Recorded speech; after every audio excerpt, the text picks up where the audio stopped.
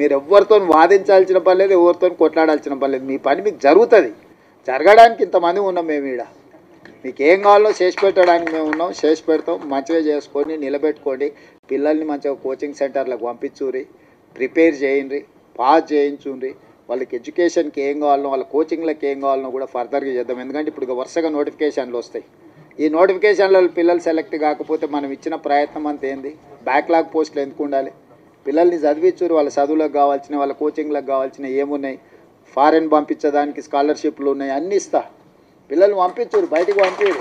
ఎంతసేపు మన ఊర్లోనే మనం ఉండి, మన ఇళ్ళలోనే మనం ఉండి, మన దగ్గరనే ఉండి, ఇక్కడనే మనం ఇందులోనే ఇది చేయకంటే కొంతమంది చదువుకున్న వాళ్ళు చిన్న బయటకు పోతుంటే వాడు పెద్దోడు అవుతాడు, ఎదుగుతాడు, సమాజానికి ఉపయోగపడతాడు. వాడిని చూసి ఇంకో నలుగురు తయారవుతారు. అరే మావాడు అమెరికాకు పోయి మేము కూడా పోతుంటాం, వాడు పోయినోడు నలుగురిని తీసుకుపోతాడు.